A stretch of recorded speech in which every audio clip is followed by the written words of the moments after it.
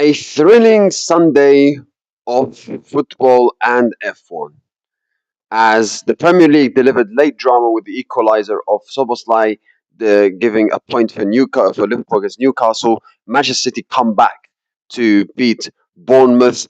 Barcelona again the title defense by absolutely demolishing Elche. AC Milan begin the Ruben Amorim era with a win. Well, PSG somehow came back from 2 goals down against Rennes with the two goals debut from Ferran Torres. And the Dutch Grand Prix Formula One delivered everything. Lando Norris took victory. Max Verstappen crashed out at his home race, which caused a red flag. And Mercedes created controversy with team orders between Kim Antonelli and George Russell.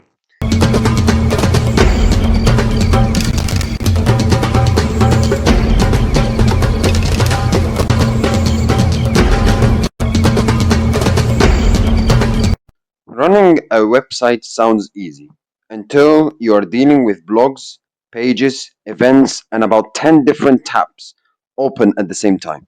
That's why today's episode is sponsored by Odoo. Odoo lets you build your website, manage blogs, create events, and basically run everything in one place instead of switching between 5 different platforms. Honestly, it makes the whole process way smoother. If you are thinking about building your own website, blog, or project, check out Odoo using the link in the description below.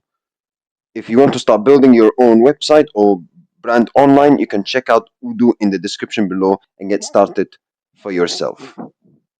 Don't forget, guys, to like, share, and subscribe for the new episode of the Football Plus F1 show. Let's get started. Let's start with the Premier League and football first. Manchester City beat Bournemouth 2-1. Tavernier gave Bournemouth the lead in the first half in 26th minute, but Man City come back towards the end with the header in the corner from Mark Gay, and then towards the end with a fantastic assist from Ryan Cherky, and then Gavardio finished off to win it for Manchester City, and Manchester City win 2-1, and they come back. And it was a great comeback from Man City. They were struggling in the first half, I would say. Um, I mean, Bournemouth, I thought they gave a good fight, a good game to Man City. Man City had possession and chances, but I don't think they were. I don't think they were that. I don't think they were amazing. I think defensively they were they were shaky, and going forward they could have been better. Erling Haaland could have been better as well. The chances that City have had, they could have been more decisive in front of goal. And Bournemouth, I thought they caused problems for City, and they gave them a good fight, and they got into the lead 1-0 up from Tavernier. Bournemouth go 1-0 up in the 26th minute, and you think like, okay, is this another Man City disaster here where they concede, 3 goals against Arsenal, and now they might lose the first game in the Premier League. Another loss for Maresca potentially. But City came back in the second half and they were much better. They were they were the better team. They were in control. They had a lot of possession, a lot of chances. It was a matter of time when they were going to score. If I'm being very honest, but they were a better team. They created chances. I think Erling Haaland could have done better, because I don't think he was great in this game. Great in this game. Rico Lewis had chances as well in the first half. Foden, I don't think he had a fantastic game. But yeah, the substitutions from Maresca, especially Ryan Cherky coming on, make the difference. You look at the corner, a great cross towards Mark Gay header, and then equalised for City 84th minute, and then they win it towards the end. And not only Cherky did a good impact when he came on. Grealish, I thought he did okay when he came on, and then towards the end, a fantastic, I mean, amazing assist from Ryan Cherky. Piece of magic. Great pass to Gavardiol, and then he finished off Gavardiol to win the match for Man City, and Man City complete a very good comeback against Bournemouth. And listen, it wasn't amazing. Listen, they were a better team in the second half, and they were in control, and they deserved to win with the way they performed the second half. But generally, I don't think it was not straightforward at all from City, and it wasn't a fantastic performance, I would say, generally. But at the same time, when you play your first game of the season, first match, it's important to get points on the board and the performance. As I mentioned yesterday, from I think for Real Madrid. It's important to get the points when you play your first games in the league, in the Premier League, because points will matter towards the end of the season. And City won. And listen, when you look at the City side, when you look at their performance, do I think like this looks like a team where they can challenge for the title till the end? Probably not, because then I don't think they're as complete and as all round as Arsenal are. But they've got quality players. They can come back at any situations. They've got quality players. They've got experience to some extent, even though the likes of Ford, the likes of Haaland, the likes of Gabardiola, the likes of Diaz, Donnarumma. But obviously, last year they were fighting for the title, and they looked like they could have won the title, especially after beating Arsenal and Burnley. But they slipped towards the end with points dropped against Everton and against Bournemouth. So, but yeah, good start for City. But for sure there's room for improvement for Maresca's side. But a very brilliant performance from Ryan Cherky coming on made a great impact. Two assists, particularly the second one, where great assist.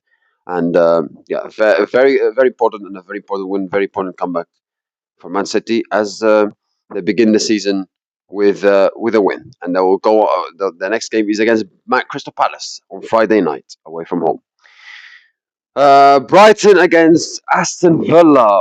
Boy, Brighton destroy Aston Villa 4-0. I don't think anybody expected this result, but it happened, even though nobody of us expected. Um, I mean, if you look at the lineup, obviously the Aston Villa have got some players who are missing. Emiliano Martinez, um, Watkins, who's not in the squad, and obviously there's rumours about him leaving, and especially Unai Emery was asked about in an interview, and he was saying, before the game, he was saying silence when he was asked about the question why Watkins is in the squad, or he's not in the squad, and is this the end of his time here? And then he was asked after the game. He said, "What? Ask him why he doesn't want to be in the squad." So it doesn't look right. This does not look right, especially when your manager is saying, "Oh, ask him why he doesn't want to be in the squad."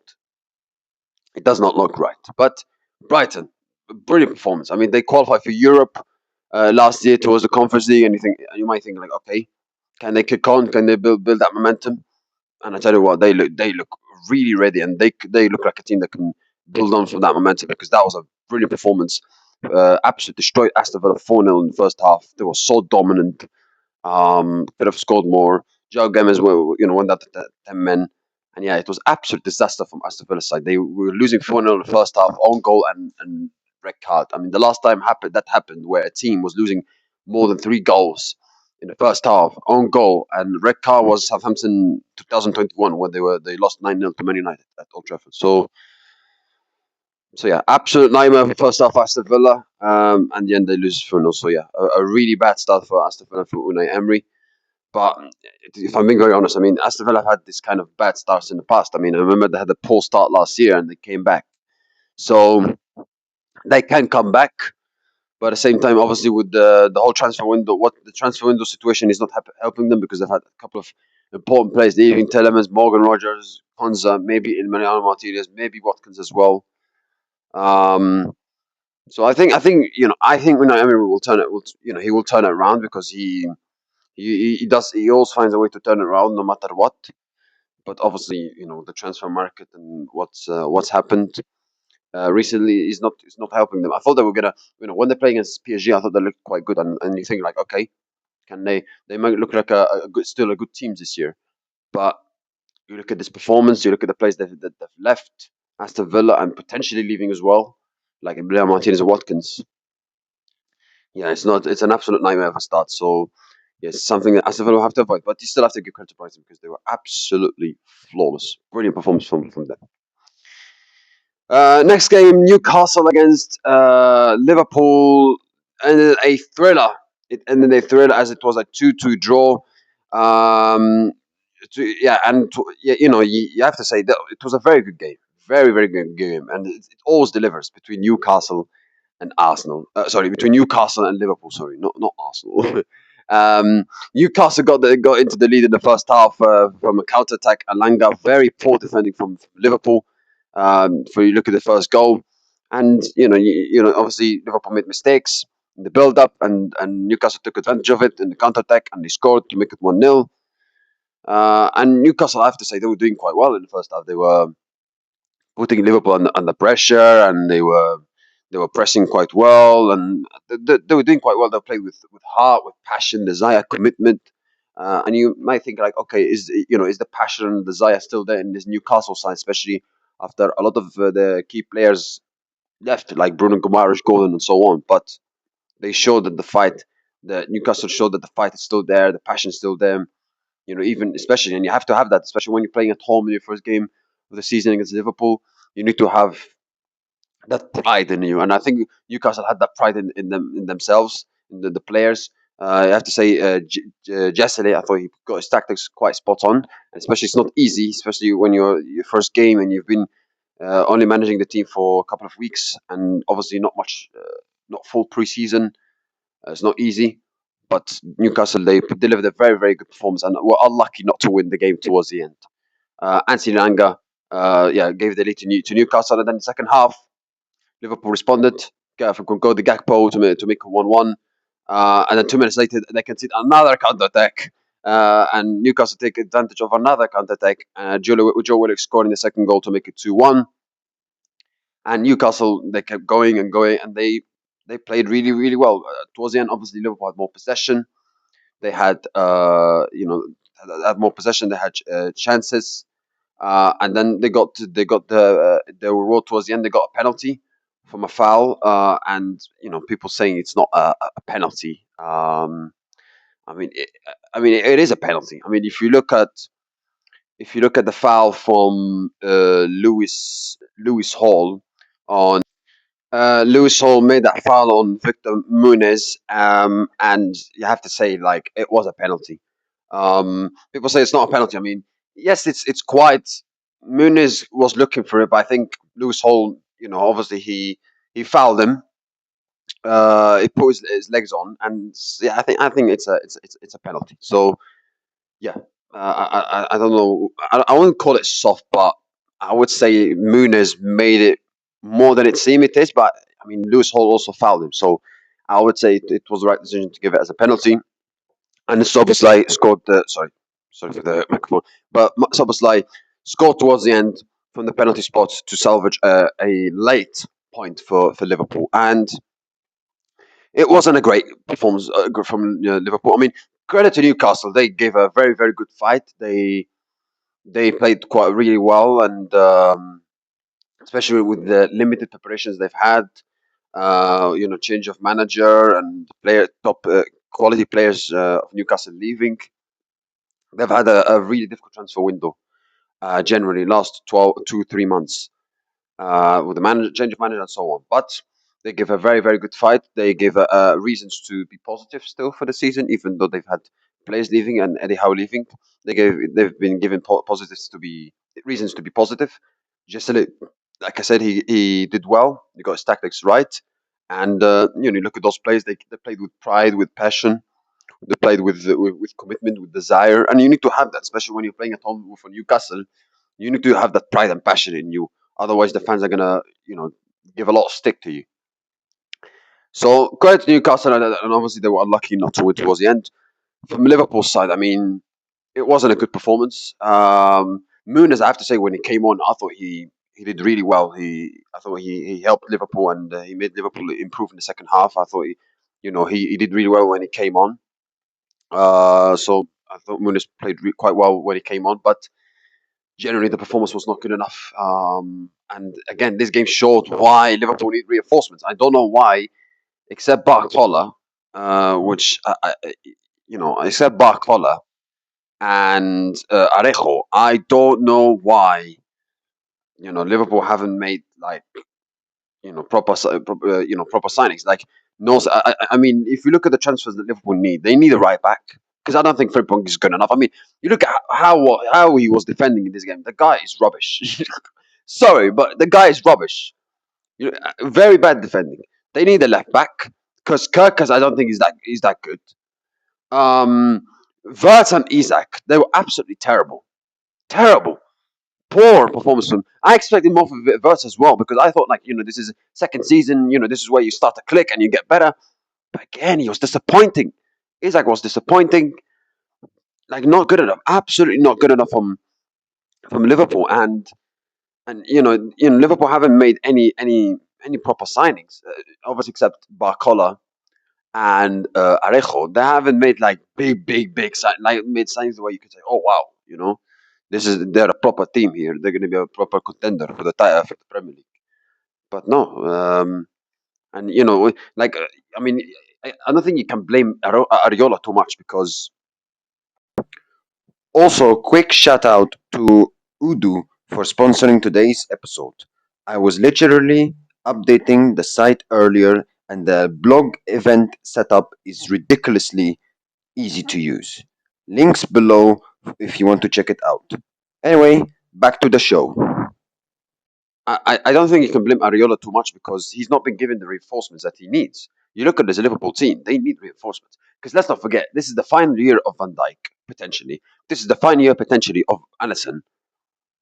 So Liverpool need reinforcements. They can't be stuck like this. They can't. So yeah, Liverpool they've got big problems. Big problems. Because if they don't bring real reinforcements from now to the transfer window, then they get the end of transfer window. Then they're gonna be in big trouble. Then they're gonna be in big trouble. Um, Obviously you look at their games coming up. They've got Nottingham Forest at home. Then they've got Ipswich away. And you might think like, okay, those two are winnable games, so they can at least to win both of them. Listen, yes, even though if they win both of those games, it doesn't mean the issues is fixed. At Liverpool, they need reinforcements, they need signings, they need quality. Liverpool don't have it anymore. They don't have this. They don't have it. They used to have it, but they don't have it anymore. Yeah, I mean, I'm looking at this Liverpool team and I'm looking and saying which one of them is a really world class and top player? Kagbo? No. Verts? He proved it by Leverkusen, but not in the Premier League. Isak?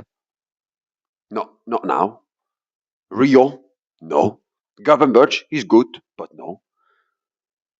The only two players or one or two players where you could say they are arguably world class, arguably, is Soboslai and because how well he's performed in the last 2 years or 12 months, 18 months, sorry, and Van Dijk because obviously he's a quality centre back. But even Van Dijk, his performances has dropped off in last year, in the last 12 months. His performances have dropped off.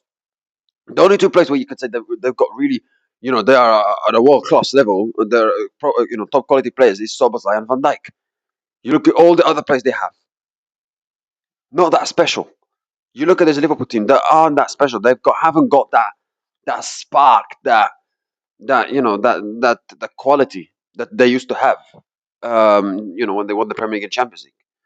So even when they won the Premier League under Arne Slot, they had quality, Salah and so on. This Liverpool team, they don't have they don't have quality. They have no quality, nothing, no quality, nothing. Like the Gakpo has quality, but he doesn't do it consistently. Like you can't hang your hat on Gakpo every single game. You can't hang your hat on Reverse every single game or Isak every single game when he's not at his best. So this Liverpool team have got problems. They've got big problems. I tell you that. And Ariola, he's got a big job in his hands. And I don't think Ariola's to blame because firstly, he's not been given the reinforcements that he needs for the squad. And secondly, this is the same caliber of players. I mean, this is the same caliber of players that also struggle on honestly. I know people say, people might question Ariola and so on. It's too early. It's too early to say. But you might question Ariola, but you also have to look at the players. When they're going to take accountability, when they're going to take responsibility. Arne Slot is sacked, has been sacked. Now you have to take accountability. Now you have to show, okay, I will prove to everybody that Arne Slot was the problem, not us. But so far, they're proving that even not only the Arne Slot was the problem, that the players were also the problem because they're not good enough. They are not good enough. When a new manager comes in, and in the preseason he tells you that you guys cannot run more than 30 minutes in a preseason, and he's a new manager, by the way, that tells you everything you need to know. All the problems that Liverpool have. All the problems that Liverpool have. So, yeah, Ariola, good luck because you've got a big job in your hands. Okay, let's forget about the Premier League. Let's move on to another leagues. Let's look into La Liga as there was a couple of games. Atletico Madrid against Villarreal, a 2-2 draw between Atletico and Villarreal. Um, Atletico they were winning 1-0, but then they conceded two penalties. And they were down to 10 men, but they managed to salvage a point towards the end from the equalizer from Giuliano Simeone. But the big headline was Julian Alvarez. Obviously, you can clearly see in the images and the posts that he doesn't look like a guy that wants to be at Atletico Madrid. Is like if you look at his it's basically like when a football team, when a team they make a Photoshop or photo shoot for a player ahead of a season or portrait. Julian Alvarez was smiling last year and the year before. This year, the guy is very sad to be at Atletico Madrid, and he's been for quite some months. He's been wanting to leave. He said it even during the World Cup when he was playing with Argentina that he wants to leave. But Atletico Madrid are refusing him to leave. I mean, I don't know why Atletico Madrid are so like keen on not let him go. Like the guy wants to leave. If a player doesn't want to be with you in the squad, let him leave and receive money to use it in other players. Like players come and go. I mean, Julian Alvarez is a quality player, but players come and go. And Atletico Madrid have had top quality players leaving, but they've had also other good players. I mean, Costa left, and they brought in Griezmann, and they had Fernando Torres, and they had Falcao, and so on. It's not like Julian Alvarez is the only amazing player they've had. They've also had quality players. Players come and go, and however, I do understand why because they don't want to let him to go to Barcelona. I think if Arsenal or PSG were going after him seriously, I think they would let him go. But I think the reason why Atletico Madrid don't want to let him go is because they don't want to sell him to one of the big rivals. I think that's the big reason. Because I think, like I said, if PSG or I don't know Arsenal were making 150 or 150 million bids for Julian Alvarez, they would let him go. But Barca and Real Madrid, I don't think they will let him go. Especially Atletico Madrid, they've got competitors. They want to fight for the title with Barca and Real Madrid. So I don't think they would want to help another rival to take one of their players. And Julian Alvarez will strengthen Barcelona if he comes to Barcelona. He will strengthen a lot. So yeah, but Atletico Madrid they won the first game. However, they didn't win two game. They didn't win the second game as they drew 2-2 against Villarreal. And yeah, Julian Alvarez was booed, whistled by the Atletico Madrid fans. You can clearly see he all the time when the camera pans to him, he pulled off a sad face. I feel sorry for him. I do feel sorry for him because he doesn't deserve to be, to be, to be treated like this. But because he wants to leave, and a club has to let him leave. But at the same time, I also kind of get it from Atletico Madrid because he's been wanting to leave for he's been saying he wants to leave publicly even in the World Cup. Um, so, yeah, I do understand Atletico Madrid fans' frustrations, but I don't think they. I mean, the guy wants to leave. I mean, players come and go. Players come and go. Like if he wants to leave, let him leave and use the money. Use the money to spend it on other players. So but yeah, it is what it is, and let's see if Julian Alvarez will stay at Atletico Madrid or not. I think more likely he will stay at Atletico Madrid, and especially after the game, he did not when all the Atletico Madrid fans players were clapping Atletico Madrid fans. Julian Alvarez was not one of them. He just straight away walked off the pitch, um, and that reason was because Diego Simeone said in the press conference that he said that Atletico Madrid asked Julian Alvarez to not greet the fans. So yeah, the whole situation is looking very, very brutal between Atletico Madrid and Julian Alvarez. I mean, I still think he's going to stay at Atletico Madrid because Atletico Madrid are stubborn. They don't want to let him leave. But the situation is getting more and more and more peak. I have to say. And even if he plays a lot for Atletico Madrid this season, I don't think he would be at his best because of the whole situation that he's had to deal with. So I think the big reason why they don't want to let him go is because Real Madrid, or sorry, Barcelona is going after him. If Barcelona was not going after him, they would let him go, but easily. But because Barcelona, the big rivals, one of the big rivals for Atletico Madrid, is going after him, that's why they don't want to let him leave. And speaking of Barcelona, they begun the title defense with a amazing performance and amazing result by destroying Elche 5-0. Two goals from Rafinha, a goal from Karim Adeyemi, and two goals from Fermin Lopez. And yeah, it was a great performance from Barcelona. Anthony Gordon came on. He also pulled off two assists. Yeah, it was a fantastic start from the reigning La Liga champions. Absolutely destroyed Elche. A very comfortable. Rafinha once again was shining and he was looking very good. Fermin Lopez, quality player, and he scored two goals. Uh, really well. Adeyemi scored obviously in the first game for Barcelona, first competitive game I should say.